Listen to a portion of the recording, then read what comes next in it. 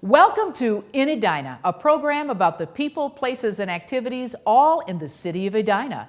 I'm your host, Lillian McDonald. We bring you this broadcast from the Weston Edina Galleria Residence's beautiful model home, where we have some news to share with you. After 5 years, this is In Edina's final broadcast. Our program, seen here on cable channel 16, is coming to a close. This year, In Edina's award-winning 30-minute monthly television talk show will be replaced by shorter stories users can stream and watch on the City of Edina's website. We'll tell you why and take a look back at some of the best of In Edina.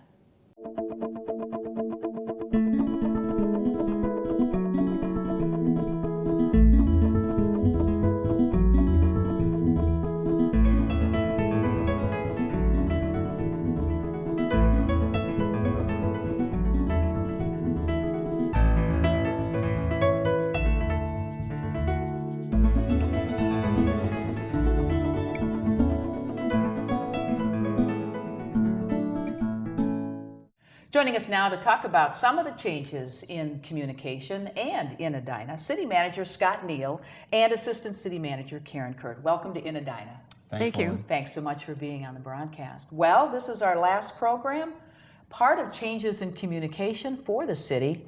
Tell us how it came about. Well, one of the major drivers, I think, for communications time and energy and talent in the future, at least in our organization, is going to be the amount of demand that we put on that group's time with our own internal needs. And we're trying to refocus some of our operating departments from contracting out some of their services to focusing them on the folks that we have inside. So if we're going to do that, and if we're not going to add more people to that group, which we probably aren't just because of our budget situation, we needed to figure out a way that we can redeploy their time or reorient their workload a little bit. And so we took a look at where are our most effective communications tools oriented. Are they print? Are they web? Are they video? Are they cable TV? And where do we get the most value for the dollar that we spend? And one of the things that we did this past year was a quality of life survey, and we looked at where people get their information from and what percentage of our community is using any particular source of information. And we really received some information about our cable TV presence that's indicated a fairly low audience. So we wanted to take a look at that and see if we couldn't take the time, effort, and money that we dedicate to that and redeploy it to other features, other communications tools. And that's one of the things that's driving what we're doing today. So what I'm hearing are two things. One, a change in how people use media to get their information. So you want to match that change. But then also it sounds like you want to communicate more internally. So you're looking to bolster some of the information across the departments in the city. Is that fair? Oh, I think it's very fair, but not only to communicate better internally inside our organization, but to take, all of those different operating departments have their own communications needs, and they're different, whether they're marketing services from a recreation department, marketing products from a liquor store, sending out kind of factual messages from a police department, very different kinds of communications tools. And so sometimes those groups are looking outside of our organization for communications assistance, when I think we've got a pretty talented team inside, and I want them to be used more for that kind of thing. Sure, and you're looking to the internet as the primary tool then to be the communicator. Yeah, and I don't think, of course, we're driving that. I think we're following residents in that direction,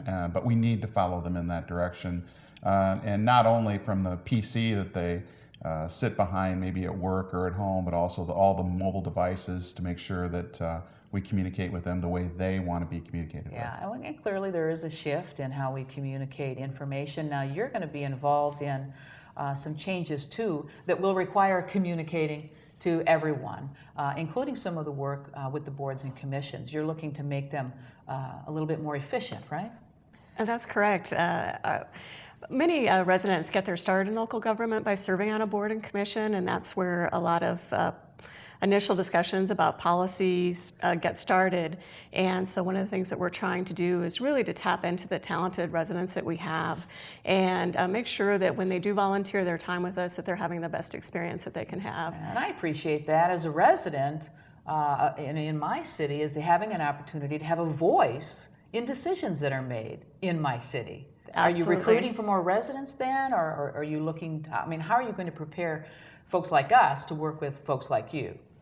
Well, one of the things that we're doing is actually doing some new member training. So when an individual does apply and get accepted to be on a board or commission, they have a kind of a standard orientation process that they go through.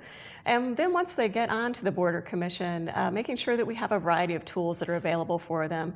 Anything from how to chair an effective meeting to how to engage residents and get more citizen participation in terms of what the board or commission is trying to accomplish. Something else you're pulling together brand new in your new role as assistant city manager is getting neighborhood involved, developing some neighborhood support groups. How's that going to work? And this is a very exciting initiative, and I think it goes back to communication and trying to establish new communication channels. And so one of the initiatives of the council has been to support the formation of neighborhood associations within the city of Edina. And so we'll be looking at using, again, our residents in terms of a neighborhood identification steering committee, and they will be working with citizen input teams throughout 2012 to kind of gather resident feedback about how they would like to see neighborhoods defined within the city of Edina and what they would like the neighborhood names to be. Wow. And then once we have that plan in place, then it will be up to residents to decide if they choose to form an association or not. Last quick question here, because we have a full program to get to, and that is this timeline for these things. When do you think the neighborhood groups will start? I think 2012 is really going to be a planning and getting the structure and framework in place. Okay. And it's possible some groups will decide to organize during that time, but really probably 2013 will be a big push. And changes to how we communicate will kind of be sprinkled in throughout the year, or start all at one time, or what do you think? You know, we've had some of our leading discussions already with the staff in that working group. We'll start to see changes there right now, actually, and we'll start to see more in January, and we'll see them sprinkled throughout the year. But most of them will be kind of clustered in the beginning of the year. All right. Well, thank you very much for the updates. We look forward to the changes, and thanks for joining us on In Edina. Thanks, Lauren. Thank you very much.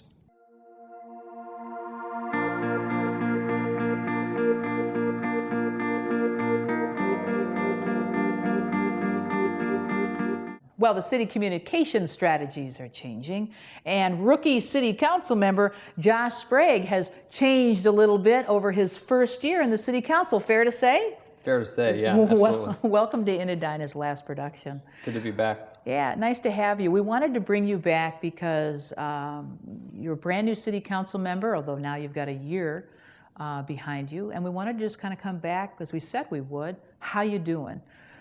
Was the city council everything you thought it would be? It was definitely, it's such an honor and a privilege to serve the people of Edina. And I said this in the beginning when we first met, but we have such talented and engaged people, and we're lucky to have that as a community asset. So even though I think it's been a greater time commitment, and more than just time commitment, it's been a responsibility you bear. You walk around with it. It's like a heavy coat. Yeah. I have to take these issues seriously, and not all the issues are as black and white as they originally appeared to be. Perspective is always interesting and different from the inside as it is from the outside. It is. There's always trade-offs, and there's actually great points to be made on almost every issue, both for the proponents and the opponents. And so you have to look for some principle to guide you, and I try to look for principles of fairness and try to get to a decision that can make a difference, achieve the best for the common good for everybody in Edina. And that's a challenging seat to be sitting in the city council. The relationships that you've made, you mentioned to me as we were just getting ready for this interview that they're valuable to you today. Yeah, that one surprise for me, as I said, was just the fellowship and the camaraderie among the council members.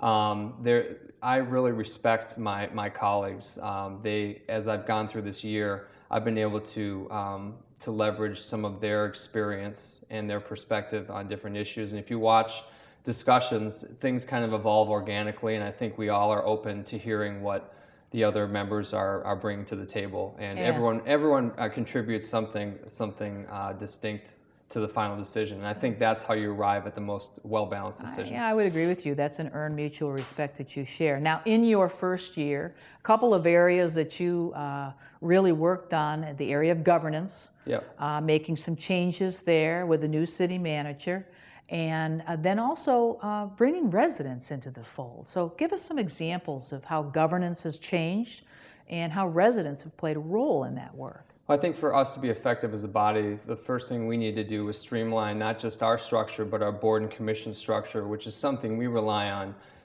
to where policy can develop and then a recommendation can come up to us for a final decision.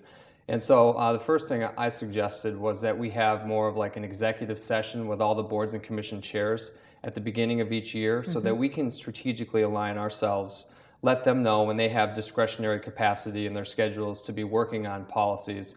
What are we interested in doing this year? What are our highest priorities? Setting the goals. Setting the goals, and then also hearing back from them and getting good feedback from them. So that was one change.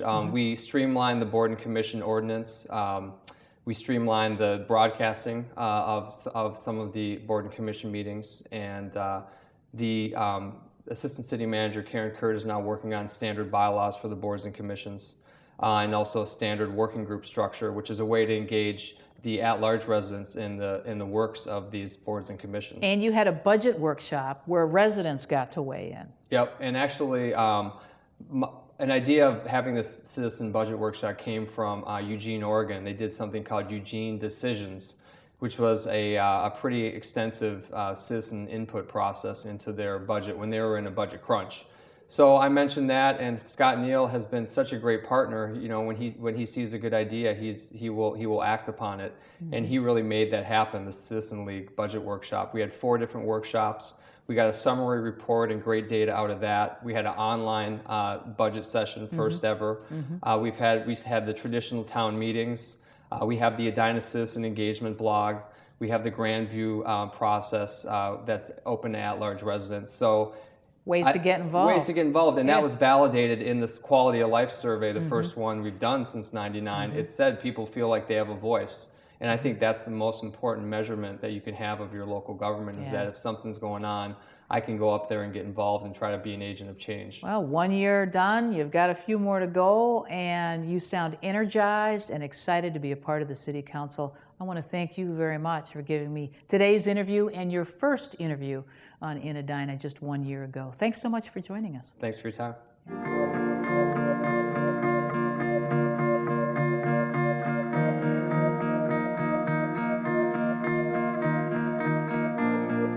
One of our first guests on In Edina 5 years ago was Susie Miller. We brought her back to tell us what's going on these days, now as the general manager of Braemar's Ice Rink. Welcome to In Edina. Thank you. I remember you 5 years ago. You started, along with a few others, of course, special hockey.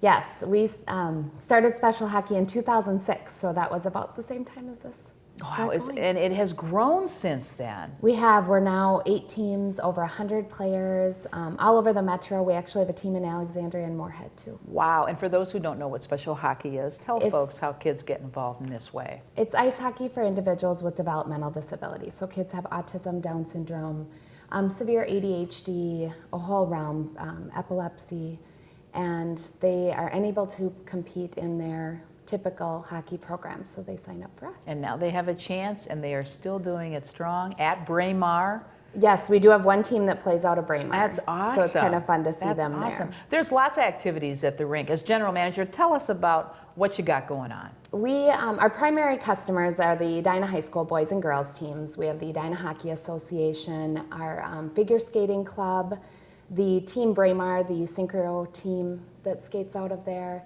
We have adult leagues that come in. We have a regular group and a men's team that comes in every Thursday night and has for 20 years. Yeah, that facility, well known and well utilized. Yes. But for 2012, you want to make some changes and make it even better.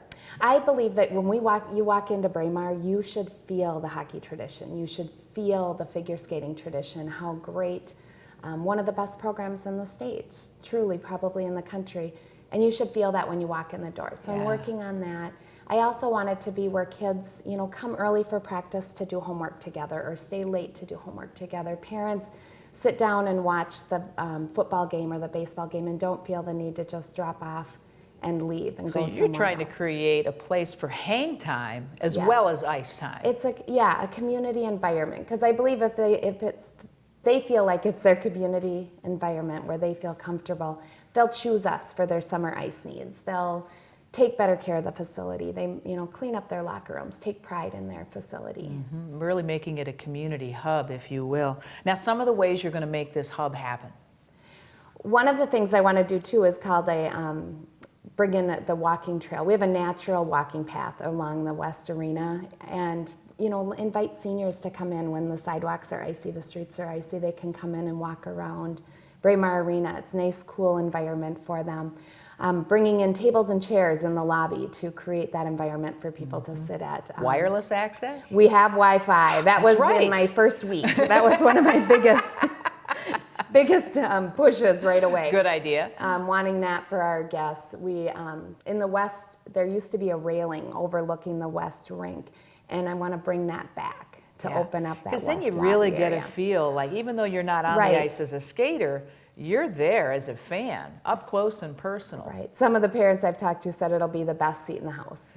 Is it a big ticket item you're looking at to make changes, or do you think we can do more with what we have? We can do more with what we have, just little things. Some of the bigger ticket items, we have an alumni group that wants to invest in the facility, and they do a golf tournament every year, the Ikola Cup, and they raise money too, and they want to reinvest it into Braemar Arena. Wonderful. And bring back the traditions. Well, there's nothing like hockey all the year round here in the state of hockey. Yes. And thank you so much, Susie, for coming back on our last program and being a part of the programs that got us off the ground. And congratulations on all the changes at the rink. Wonderful. Thank you very much. See you on the ice. Sounds good.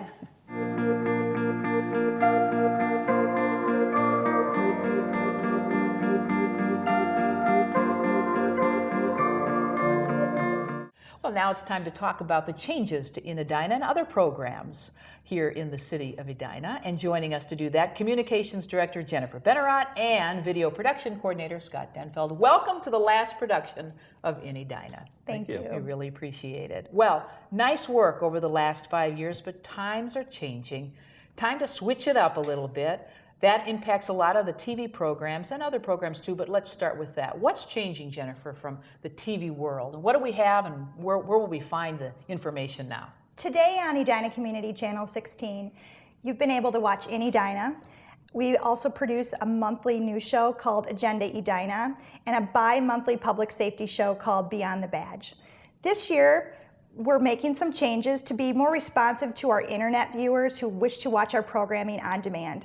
Agenda Edina will go from being a monthly news program to a twice monthly 3 to 5 minute episode after each council meeting. Shorter format after council meetings, so Absolutely. you kind of get the highlights. It's of really our news. goal to be as timely as possible and get out the news as quickly as possible. The internet and social media has really changed how people receive their information. It used to be people would wait for their weekly newspaper to come out to learn about things, and now it's sometimes minutes after a meeting or during the meeting itself. Absolutely. You know, people they're tweeting the information Absolutely. or they're posting Hours it. after a press release is issued, it can be viral and all over the place. So Agenda Edina, shorter format after city council meetings, Beyond the Badge. Beyond the Badge will go from being an every other month program of about 20 to 25 minutes to a monthly, again, shorter format, maybe in the 5 to 7 minute range. Okay. We've always produced our programming for Edina Community Channel 16 focused for cable television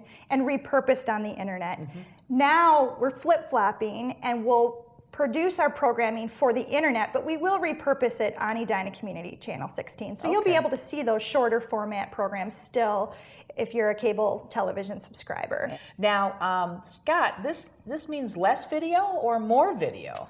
No, it will probably mean more video, or at least more frequent. Because what we're doing, even though we're cutting the length, like Jennifer said, we're just producing more things more often. With this show, it would take us a month to shoot it, and then it would play for a month. So by the time you saw it towards the end of its run, it was pretty outdated content, especially if it was something timely. But if we can produce things every 2 weeks and show it, get it online as soon as possible, and it just keeps it as timely as we can. We're obviously not a robust newsroom that's going to crank stuff out, the day of. Yeah, you can't compete against mainstream Right, media. but we feel like with the staff we have, with myself and then my excellent part-time staff, we're going to produce things as fast and efficiently as possible to try to get it out there. Yeah, and the point is you have your focus is just what's going on in the city of Edina. So that helps. It's not like you have to cover information across town necessarily, Right. unless it impacts Edina in some way, shape, or form. Yep. Let's look at this program. This program, since you've done a great job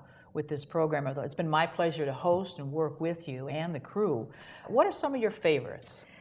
We've enjoyed each and every episode that we've worked on. We've had the pleasure of bringing in so many of our coworkers, business leaders, community volunteers, and we're proud of every interview we've ever done. But my favorites are some of the more unusual ones. We've done a couple of Halloween episodes, and anytime we can see our coworkers in costume, you in costume. Yes, I know. Definitely It's amazing the memorable. things you've gotten me to do as part of this program.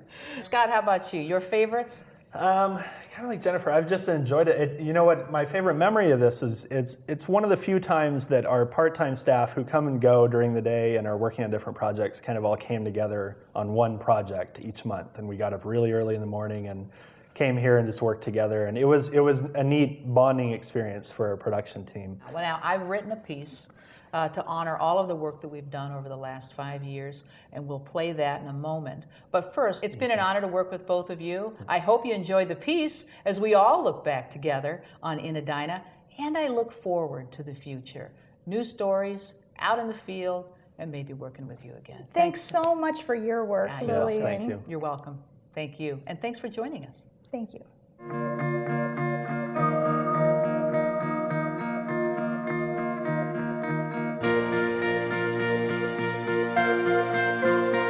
5 years ago, city officials agreed to start broadcasting a monthly half-hour magazine show, informing viewers about, well, Edina's pride and joy. The idea was to spread the good news about Edina in a format that was conversational, informative, and worth watching. We're seeing a lot of people that want to get outside and enjoy the different amenities that we have here, everything from our walking trails to the croquet, lawn bowling courts. Staffed by a brand new crew, In Edina's debut featured interviews shot on scene in Weston's model home. An award-winning journalist anchored the program, recorded early mornings before most businesses opened in the Galleria. And joining us right now is the executive director for VEEP, Volunteers Enlisted to Assist People. Susan Freeman, thank you very much for joining us. Thank you. Thank you. It's a mouthful. It didn't take long for the production to draw attention from viewers tuning in for a closer look at the people, places, and activities in the first-ring suburb, rich in history, dating back to the 1860s, when Edina sprouted into a prosperous city from its roots as a farming and milling community just outside of South Minneapolis. To help tell the city's story, we covered what's old and what's new by interviewing city and community leaders from yesterday and today. The goal was to ask questions about the who, what, where, when, why, and how in Edina. We have a pretty high standard of living in this community. I think it attracts people to the city. It keeps them here. In addition to political leaders, In Edina asked questions of department leaders responsible for budgets and buildings. Our goal has been how to do this without affecting the taxpayer as much as we can. We said goodbye to the old fire station and welcomed firefighters in their new station on Tracy Avenue. When the alarm goes off, the flow is all directed towards the vehicles and then get on the trucks, and it's actually improved our response time a little bit. In Edina introduced audiences to a new chief of police and featured other top stories, raising awareness for public safety, traffic patrols, and canine cops, all in the line of duty. We showed off the new Public Works facility and explained why bringing together snow removal, street repairs, parks, utilities, and engineering under one roof provided a more efficient way of doing city business. There's a lot to talk about in Edina, but our show didn't limit its broadcast to government work, especially in a city that's home to America's first shopping mall. Southdale Mall is I think it's the oldest mall of the America, and it's a beautiful mall. Southdale set the stage for some of our broadcasts, but shopping wasn't the only angle in the limelight. Our broadcasts featured small and big business alike. Edina's Chamber of Commerce drew attention to brand new business developments and shops at 50th and France, where artists set up shop during Edina's annual art fair. We showed you Microsoft's top technology, and we featured some of Edina's top-notch students. And we highlighted how nonprofits supported our community with volunteers and businesses helping others in need. We've worked on the Y Partners, raising money for the youth to go to camp and other reasons. Our productions were shot indoors and outdoors. These are clubs, not pins. Jugglers get crabby when you call them pins. We hit golf balls at Braemar and laid up a few interviews at Centennial Lakes, where galas and rounds of golf are backdrops for community affairs. In Edina showed you public art before it, well, went public on the Edina Promenade. Our crews don't have underwater cameras, but that didn't keep us from making a splash at the Aquatic Center. Nor did it stop us from rolling into the skate park. I'll send off for now, and I'll just say, see you next time. Take care. We were there in 2008 for the Women's U.S. Open at Interlochen Country Club, where we talked to Edina's homegrown golf pro, Hillary Lunke. Golf has really opened a lot of doors for me, and I'm very thankful for that. We traveled to Farmington to show off the hothouses where locally owned Bachman's works year-round, growing thousands of poinsettias in time for Christmas. You've been working on this almost an entire year. Not quite a year, but we're not thinking about poinsettias about a month and a half of the year, basically. The scene was spectacular, and the story was nominated for a Regional Emmy Award, one of two Edina has earned in its 5-year run. It was an honor to spend a day at the Air Force Reserve Base talking to military leaders. Almost 20,000 Guard and Reserve members from Minnesota are trained and willing to serve for national defense at the call of the President of the United States. About 43% of the military members in Iraq are from the Guard or Reserve, and 57% are active duty, and some are from Edina. The Rotary Club of Edina rolled up its sleeves to raise funds to help a 5-year-old cross-eyed boy from the slums of Nairobi, Kenya. With the help of the Rotary Club and a surgeon, Moses Mwara came to Minnesota with a physical deformity, but left with a much clearer vision of his future.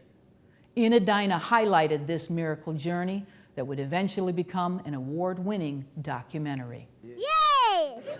A very heartwarming story, and one of many great stories Edina has told over the past 5 years. Clearly, Edina has covered some of the city's best people, places, and activities over the past 5 years. The interviews and productions have been a privilege to bring to our TV viewers every month.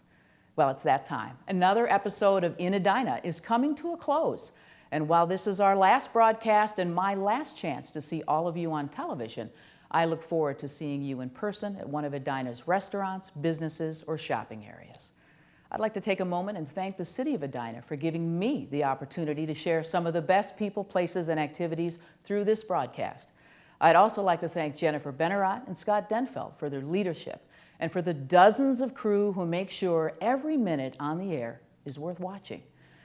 And I'd also like to thank all of our guests and to all of you for watching.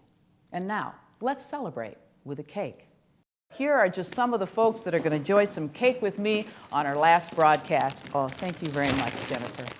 All right, I'd also like to again thank all of you for watching our program. To all of our guests throughout the years, we've enjoyed telling your story and we wish you well. And with that, it's time for me to close the show in traditional fashion. You've been watching In Edina, an award-winning television show about the people, places, and activities all in Edina. I'm your host, Lillian McDonald. Thank you for watching. Make it a great day.